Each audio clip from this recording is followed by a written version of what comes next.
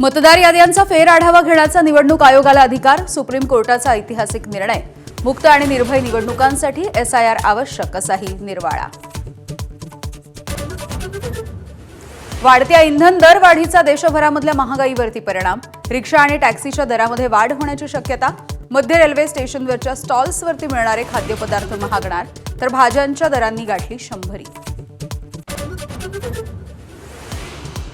राज्यामध्ये पेट्रोल आणि डिझेलचा प्रत्यक्षामध्ये तुटवडा नाही. साठेबाजीमुळे अनेक ठिकाणी पेट्रोल आणि डिझेलसाठी रांगा.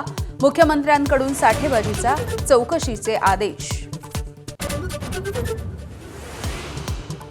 गोकुळ दूध संघाच्या प्रोडक्ट्सना हलाल प्रमाणपत्र. हसन मुश्रीफ यांचा मुलगा गोकुळचा अध्यक्ष असताना घेतलं प्रमाणपत्र.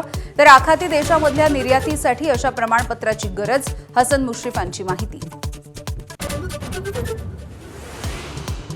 नीटच्या तिन्ही विषयांचे पेपर परीक्षेच्या 10 दिवस आधीच मिळाले होते अशी लातूरच्या कोचिंग क्लास संचालकाच्या मुलाची सीबीआयकडे कबुली. सीबीआय मुलाला प्रमुख साक्षीदार बनवणार. नीट पेपर फुटीच्या प्रकरणी आणखी 2 जणांना अटक. पुण्यामधून प्राध्यापक तेजस शहा आणि लातूरचा बालरोग तज्ज्ञ डॉक्टर मनोज शिरुरे याला अटक. आतापर्यंत राज्यामधून 9 जण अटकेत. मान्सूनचं केरळमधलं आगमन लांबणीवर. अरबी समुद्रामधील चक्रवाती स्थितीमुळे मान्सूनला विलंब.